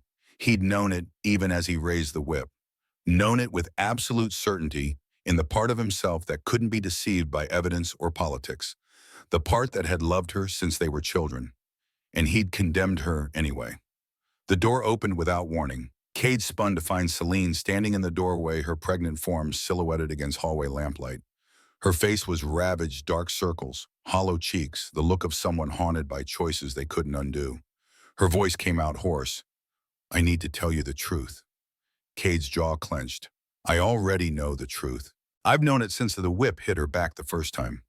Celine moved into the room, closed the door behind her. "Then why?" His roar cut her off. "Because I'm a coward." The word hung in the air between them, ugly and absolute. Cade's voice dropped to something raw. "Marcus came to me 3 days before the ceremony, showed me evidence that I'd been secretly releasing rogue children instead of executing them. 12 pardons over 2 years. If the council discovered it, I'd be tried for treason and executed." Celine's hand moved to her belly, protective instinct automatic. Cade continued, each word dragging him deeper into self-loathing. He said if I supported his plan to exile Mira, the evidence would disappear. He claimed it was mercy that she was windborn and would die screaming if she awakened like his daughter. He made it sound like I was saving her. His laugh came out broken. "But I knew it was murder dressed as mercy, and I chose to save myself instead of her." Celine's sob filled the quiet. "He threatened my baby too. Finn's baby. Said he'd kill them both if I didn't play the part. But at least I was forced. You," her voice cracked. "You chose it." The accusation landed like it should, devastating and deserved. Cade moved to the window, stared toward the wilderness where he'd thrown away everything that mattered. "Tell me what you know. About Marcus, about the windborn, all of it." Celine sank into a chair, exhaustion evident. "Marcus has been hunting bloodlines for 25 years. There's a vault beneath the compound records of 76 eliminations. Mira was number 77. He believes she's the one from some prophecy, the one who will end the moon's reign if she awakens fully." Cade's hands fisted against the windowsill. "Does she know about what she is?" Celine shook her head. "I don't think so. But if she survived the exile, if she's still alive, the power will awaken on its own. Trauma triggers it. And what we did to her..." She stopped, unable to finish. What they'd done would awaken any latent power, would force transformation as surely as the moon called wolves to shift. If Mira lived, she'd become exactly what Marcus feared, and it would be Cade's fault. He turned from the window. "I'm going after her." Celine's eyes widened. "Marcus will stop you. The council." His voice carried absolute conviction. "Let them try. I've been alpha for 2 years by being what my father wanted, hard, inflexible, choosing duty over conscience. It's made me into someone I don't recognize. Someone who could raise a whip against an innocent woman because politics demanded it." He moved toward the door, paused beside Celine. "If I find her alive, I'll spend the rest of my life earning her forgiveness. If I find her dead..." His voice went cold. "Then Marcus and I will have a very different conversation about mercy and monsters." Celine stood, grabbed his arm. "Cade, wait. If you leave now, the council might vote to strip your alpha seat. They're already questioning your judgment after the ceremony." He pulled free. "Then they can have the seat. I'm done choosing power over people." The door closed behind him, leaving Celine alone in Mira's room, surrounded by the ghosts of happiness that would never be. 3 weeks after exile, Mira knelt beside a stream, teaching 3 rogue children how to feel wind currents. The children ages 8, 10, and 12 watched with wide eyes as she demonstrated moving a leaf across water's surface using only focused intention. The leaf danced and spun, responding to her guidance. Small uses like this cost only minutes now. She'd learned to work with wind, instead of commanding it, reducing the life drain from hours to heartbeats. Her hair had gone white to her shoulders. Fine lines marked her face permanently. She looked 30 instead of 24. 73 days remained. The youngest child, a girl named Lily who'd been exiled for accidentally shifting during a human market visit, reached toward the leaf with wonder. "Can you teach me?" Mira smiled. "You're moon-blessed, not wind-called, but I can teach you to sense air currents. It helps with hunting." She'd been with Rowan's community for 2 weeks. They'd welcomed her without condition, given her space to grieve and heal, and begin learning what she'd become. The camp sprawled across a hidden valley. Crude shelters built from salvaged materials, a central fire pit where meals were shared, sentries posted at all entrances. 40 rogues living as family rather than pack survival built on cooperation instead of hierarchy. Rowan had kept his word about no expectations. He offered protection and asked nothing in return except honesty about threats. When Mira had explained about Marcus's hunting about the price her powers demanded, he'd simply nodded and said, "Then we help you learn faster." Movement at the valley's entrance drew her attention. The sentries were calling alarm visitors approaching. Mira stood instinctively positioning herself between the children and potential danger. Her hands flexed ready to call wind despite the cost. Rowan emerged from his shelter, 6 warriors flanking him. His voice carried across the camp. "How many?" The sentry called back, 5. "One alpha signature. They're asking for parley." Rowan's eyes met Mira's across the distance, asking silent permission. This was about her. She recognized it in his expression. She nodded once. 5 figures entered the valley, hands raised in peace. 4 warriors she recognized from Ironwood patrols, and leading them Cade. Mira's breath stopped. The world contracted to just his face, older and haunted eyes searching the camp until they found her. For a frozen moment, neither moved. 3 weeks of distance collapsed into 3 feet of charged air between them. Then Rowan stepped forward, placing himself deliberately in Cade's path. "Alpha Thornridge, you're far from Ironwood territory." Cade's attention tore from Mira to address Rowan. "I'm here to speak with Mira Ashwood, not as Alpha to Exile, but as—" His voice cracked slightly, "as someone who owes her truth." Rowan's posture remained protective. "She doesn't owe you conversation." Mira found her voice surprised by its steadiness. "It's all right, I'll hear him." Rowan looked back at her, concern and question in his expression. She nodded again, firmer this time. He stepped aside, but not far. His message was clear. Cade could approach, but any threat would be met with force. Cade moved closer, and Mira saw the full extent of what 3 weeks had done to him. He'd lost weight, aged in the way people do when grief becomes physical. His eyes held shadows that hadn't existed before. He stopped 10 feet away, as if afraid coming closer would shatter something fragile. "You're alive." The words came out with such relief that Mira felt her chest constrict, despite everything. Her response emerged cold. "Disappointed," Cade flinched. "No, God's no. Mira, He stopped, swallowed hard. "I know the truth, about Marcus, about the frame-up, about what you are. I've known since I raised the whip." The confession hit harder than expected. Part of her had hoped he'd been deceived, manipulated, innocent in his guilt. But this was worse. He'd known, and condemned her anyway. Mira's voice came out flat. "Why are you here?" Cade's hand moved toward her, dropped. "To bring you home. To clear your name publicly. To—" Her laugh cut him off, sharp and broken. "Home, you think I want to go back to the pack that watched you destroy me and did nothing?" His face crumpled. "Mira, please. Let me fix this. I'll abdicate if necessary. Marcus will be exiled. You'll be vindicated." She stepped forward, closing the distance, and he went still. "I don't want vindication from people who believed I'd murder a child. I don't want your throne. I don't want—" Her voice broke. "I don't want anything you're offering." Cade's jaw worked. "Then what do you want?" The question opened something in her chest. Want. Such a strange concept for someone who had 73 days left before wind consumed her completely. Mira met his eyes directly. "I want you to leave. I want to spend whatever time I have left free from pack politics and alpha duties and pretending. I want—" She gestured at the rogue camp around them. "This. People who accept me without demanding I be something I'm not." Understanding and devastation warred across Cade's face. "So that's it. We're done." The words hung heavy between them, weighted with 10 years of history. Mira's hand moved unconsciously to her chest where the mate bond had lived before it shattered. The absence still ached, would always ache, but the pain had transformed into something else. Not healing, but acceptance. She found calm she hadn't known she possessed. "We were done the moment you chose to believe lies over truth. The moment you decided pack stability mattered more than my life. You made your choice, Cade. Now live with it." Rowan stepped forward, voice carrying quiet authority. "You've delivered your message. Time to leave." But before Cade could respond, a howl split the air, long and warning, coming from the valley's southern entrance. The sentry's shout followed incoming 60-plus warriors. Chaos erupted. Rowan's rogues grabbed weapons. Parents pulled children toward shelters. Warriors formed defensive positions. Cade spun toward his team. I didn't bring them, I swear.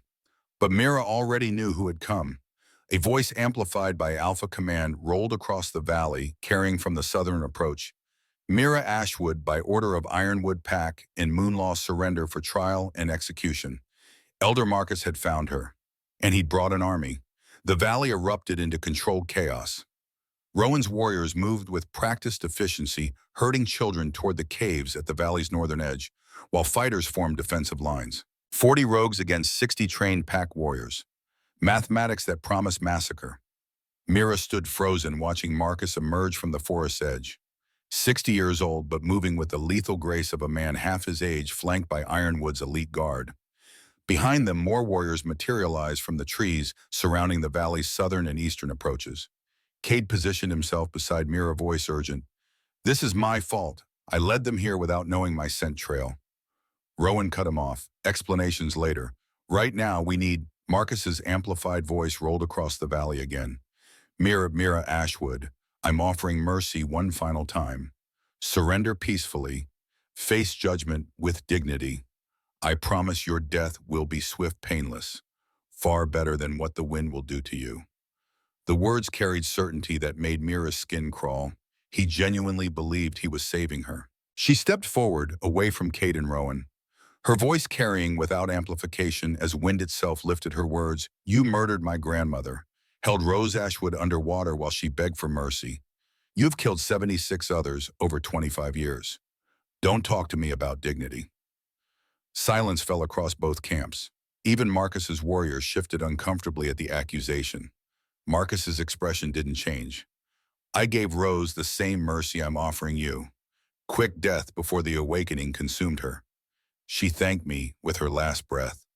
The lie, or perhaps truth from his twisted perspective, made Mira's rage crystallize into something cold and focused. Rowan's hand found her shoulder, warning, don't engage. We evacuate while... A child's scream cut through the tension.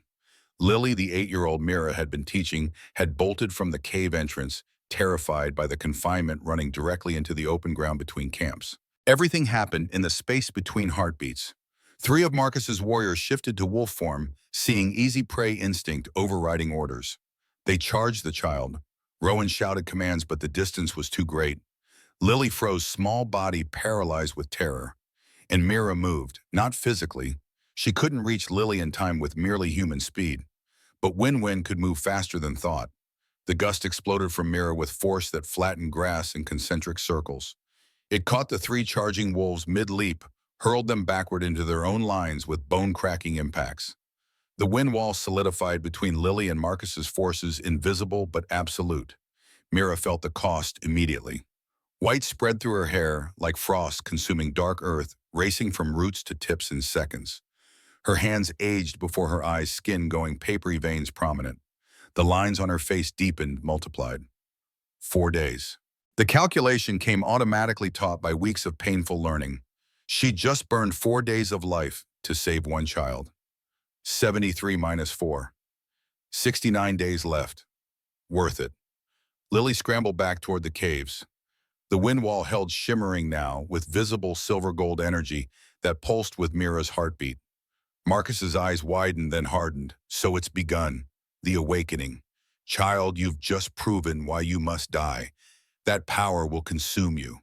Better to end it now than watch you suffer Lydia's fate.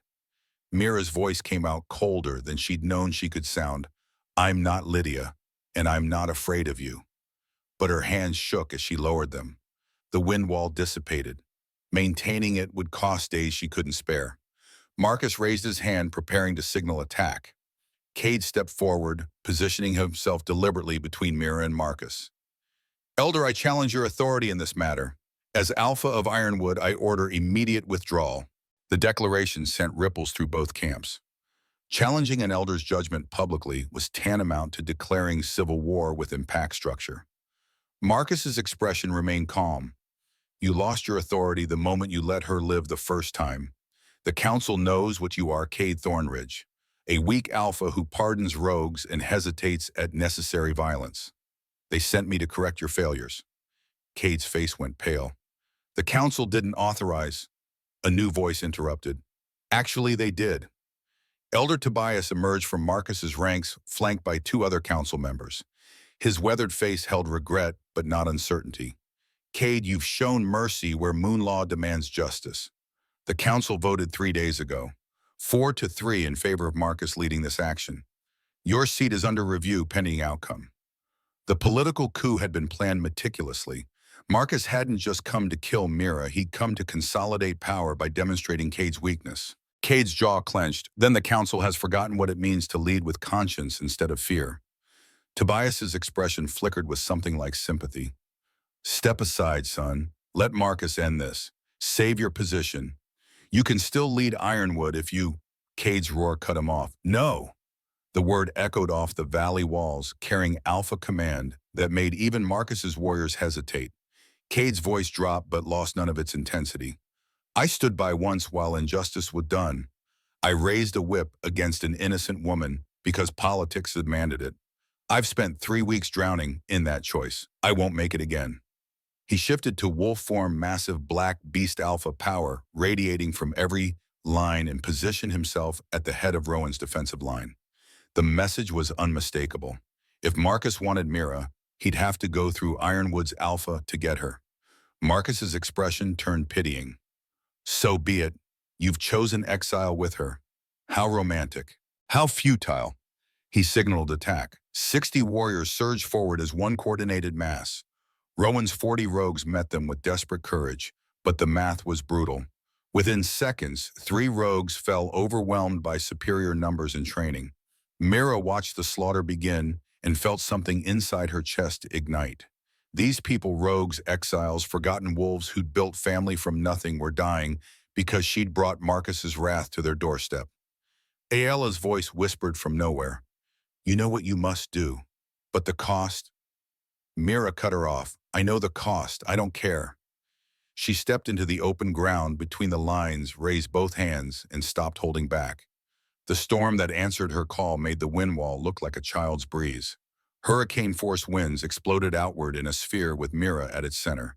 Warriors from both sides were lifted off their feet, hurled backward, slammed into trees and stones with force that shattered bones. The sounds of impact, wet cracks, and screams filled the valley. Mira didn't discriminate. Rogue and pack warrior alike were scattered like leaves before the tempest. Only those still near the caves, children, elderly, the already wounded, remained untouched, protected by Mira's focused intent. Lightning forked from clear sky, striking the ground in a circle around her. Each bolt carved black scars into the earth, close enough that ozone stench filled the air. Her hair went completely white, every strand bleached to silver gold. Her face aged years in seconds. 30 became 35, became 40, lines deepening, skin loosening, the price of power made visible. But she didn't stop. Thunder rolled continuously now, a heartbeat made audible. Rain began falling, upward droplets defying gravity as wind currents spiraled in impossible patterns. Mira lifted higher feet, leaving the ground suspended by air currents that responded to her will as naturally as breathing. The spiral mark over her heart blazed through her clothing, visible to everyone, pulsing in rhythm with the storm. When she spoke, her voice carried through the chaos without shouting, multiplied by wind itself. I warned you. The wind protects those who can't protect themselves. She released the warriors she'd thrown, let them crash to the ground bruised, but alive. Most scrambled back toward the forest's survival instinct, overriding orders. But Marcus remained standing, anchored by sheer will and alpha command. Behind him, 10 elite guards held position, despite terror evident in their eyes. Marcus stared up at Mira, hovering in her storm, and his expression shifted from determination to something more complex, recognition mixed with grief. His voice cracked. Lydia, my God, you look just like Lydia in those final moments. The words penetrated Mira's rage. She descended slowly, winds calming, but not dispersing entirely. When her feet touched ground again, she swayed with exhaustion. The cost assessment came immediately brutally clear. 30 days. She'd burned 30 days of life in less than 2 minutes. 69 minus 30. 39 days remained. Just over a month before the wind consumed her completely. Her knees buckled. Cade shifted back to human, bleeding from multiple cuts caught her before she fell.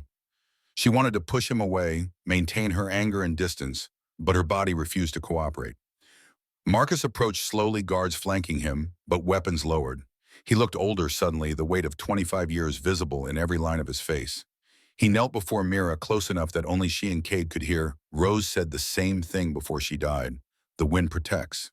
I thought it was delirium, but she was trying to teach me, trying to show me what Windborn could become if we didn't fear them. Mira found her voice hoarse from exertion. Then why did you kill her? Marcus's eyes glistened. Because I watched my daughter dissolve into wind while she screamed for me to save her. Because I spent 15 years raising Lydia, loving her, and then had 3 days of watching her awaken before she ceased to exist. The ghost told me about the 77, said she would be different, would master what Lydia couldn't. But I only heard that there would be more suffering, more children dying. I couldn't, his voice broke. I couldn't watch that again. Understanding crashed through Mira despite her anger and pain. Marcus wasn't evil. He was a father driven mad by grief who'd spent a quarter-century trying to prevent other families from experiencing what destroyed his. It didn't excuse 76 murders, didn't erase her grandmother's death or the exile or the lashes, but it explained them. Mira's hand found Marcus's shoulder, the gesture costing her remaining strength. Lydia died because no one taught her, because you were all afraid instead of curious. I'm not dying, Marcus. I'm learning. And if you'd let Rose teach me, instead of drowning her, maybe I could have saved Lydia. The words landed like physical blows. Marcus's face crumpled, 25 years of conviction, shattering against the truth he'd never wanted to see. His whisper barely carried, "What have I done?" A commotion at the valley's southern edge interrupted the moment. 4 figures broke through the tree line, moving at full sprint. Celine led them, heavily pregnant, belly making her ungainly, followed by 3 ironwood warriors. She collapsed at the valley's center, gasping, "Marcus, Council, they're coming!" Vote changed. Elder Tobias moved to help her, concern overriding politics. Celine clutched his arm. The council discovered Marcus's records. The 76 deaths. They're calling emergency tribunal. You're both accused, she looked between Marcus and Cade, of conspiracy and murder. Marcus stood slowly, and in his eyes Mira saw a man who'd already accepted his fate. Good, it's time for truth. But Celine shook her head violently. No, you don't understand. They're not coming to arrest you. They're coming to execute anyone involved. The records listed collaborators, guards, trackers, healers who helped dispose of bodies. 20 names total. They'll kill all of you to bury the scandal. The valley fell silent as the implications settled. The council wasn't interested in justice. They wanted the problem eliminated before other packs learned Ironwood had been conducting a secret genocide for 25 years. Marcus's laugh came out hollow. How efficiently we clean our own messes. Cade's voice cut through. How long do we have? Celine struggled to catch her breath. They left Ironwood an hour ago. Maybe 30 minutes before they arrive here. Too close, too fast. The valley would become a massacre site where the council could claim rogues and Windborn had attacked each other, while Ironwood's forces tried to maintain peace. Rowan appeared beside Mira, somehow uninjured, despite the chaos. We can evacuate through the northern passages. It'll be tight with children, but...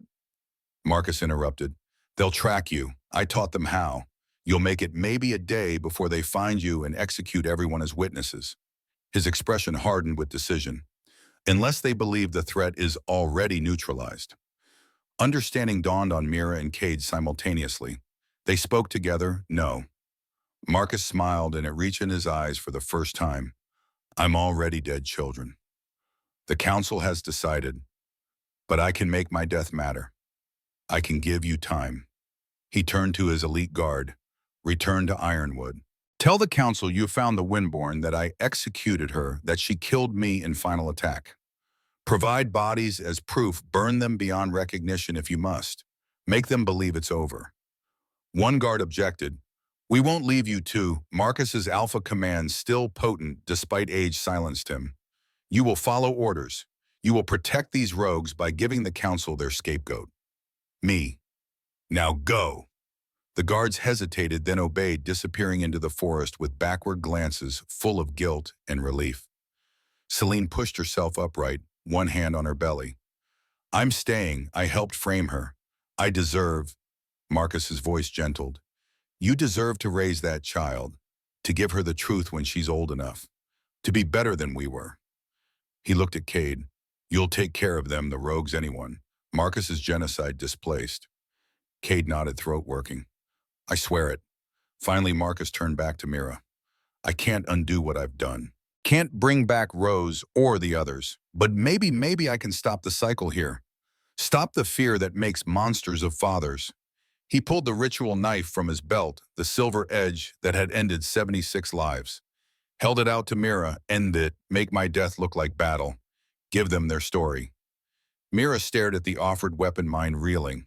He was asking her to kill him, to become his executioner after he'd tried to be hers. Her hand didn't move toward the knife. I'm not you. I don't kill people because it's easier than saving them. Marcus's smile turned sad. No, you're better than me, than all of us. That's why you'll survive the awakening. That's why you're the 77th. He drove the knife into his own abdomen, sudden and precise, angled upward toward his heart.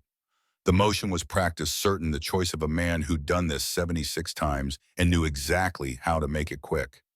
Blood bloomed across his shirt. He stayed standing through sheer will. Tell whoever asked that I faced the windborn and learned I was wrong. That fear makes us cruel. That mercy isn't the same as weakness. His knees buckled. Cade caught him, lowered him gently to the ground. Marcus's hand found Mira's grip, weakening. I'm sorry. For Rose. For Lydia. For what I did to you. I thought I was saving you. Mira knelt beside, the wind swirling gently around them both. You were saving yourself from having to feel Lydia's death again. But Marcus, she squeezed his hand. I forgive you, not because you earned it, because holding the anger cost more than I can afford to lose. Understanding lit his eyes moments before the light faded from them entirely. His final exhale carried words too soft for anyone but Mira to hear. Thank you. Then he was gone, and the valley held only the sound of wind and distant thunder. Cade stood face carved from grief and rage and something harder. We need to move, now, before the council arrives and sees. A howl split the air closer than the approaching council. Different cadence, younger voice. A single wolf emerged from the eastern trees, flanked by pack warriors in formal guard positions. The wolf shifted to human form, revealing a woman in her 30s with alpha bearing and eyes that assessed the scene with tactical precision. She spoke with authority that brooked no argument. I am Alpha Meredith of Cascade Pack. We heard reports of Ironwood military action in neutral territory. This constitutes a treaty violation. Her gaze swept the valley, wounded rogues, Marcus's body, the evidence of battle. Which one of you can explain why we shouldn't declare war on Ironwood for this massacre? Silence hung heavy. Then Cade stepped forward. I can. I'm Cade Thornridge, Alpha of Ironwood. This was unauthorized action by a rogue elder. I've come to arrest those responsible and offer reparations. Meredith's eyebrow raised. Reparations for genocide. We've intercepted communications. We know about the 76 deaths, about the windborn hunting. My pack includes 3 families with those bloodlines. You think reparations cover that? The valley's attention pivoted to Mira, standing with white hair and aged face mark glowing visibly over her heart. Meredith's expression shifted to something more complex. You're the 77th, the one the prophecy spoke of. Mira found her voice. I'm just trying to survive. Your families, the windborn bloodlines, are they safe? The question clearly surprised Meredith. For now, Marcus's network didn't extend to Cascade territory, but if Ironwood's council decides to continue his work, Cade cut in, they won't, I'll see to it, personally. Meredith studied him with eyes that had seen decades of broken promises. Words are wind, young Alpha. Prove it. Challenge the council. Force a public tribunal. Expose everything Marcus did and make sure it never happens again. She paused, then added with deliberate weight, or I'll do it for you, by declaring war and occupying Ironwood territory until we're satisfied justice is served. The ultimatum hung in the air, absolute and non-negotiable. Cade's jaw set. I'll call the tribunal, public trial, full transparency. The council will answer for their complicity. Meredith nodded once. You have 1 week. If I don't see concrete action by then, Cascade Pack mobilizes. Understood. Cade's voice carried the weight of oath. Understood. Meredith's gaze shifted to Mira. As for you, Winborn, my pack offers sanctuary. We have records of the old ways texts that survived Marcus's purge. If you want to learn what you are without dying from it, we can help. The offer pulled at something in Mira's chest. Real help, real knowledge, a chance to master the power instead of being consumed by it. But her eyes found the rogue children peeking from the caves, found Rowan standing protective over his makeshift family, found the 40 souls who'd accepted her without question. She couldn't abandon them for safety. Mira's voice came out steady. Thank you, but I'm staying here. These people need protection while Cade fixes Ironwood's mess. And I need... She paused, finding words for something she'd only just understood. I need to be somewhere I'm valued for who I am, not what I might become. Meredith's expression suggested respect. Brave, possibly foolish, but brave. The offer stands if you change your mind. She shifted to wolf form, her guard following suit, and they disappeared into the forest as suddenly as they'd arrived. The valley released its collective breath. Rowan approached Mira, voice low. Are you sure Cascade Pack could actually teach you?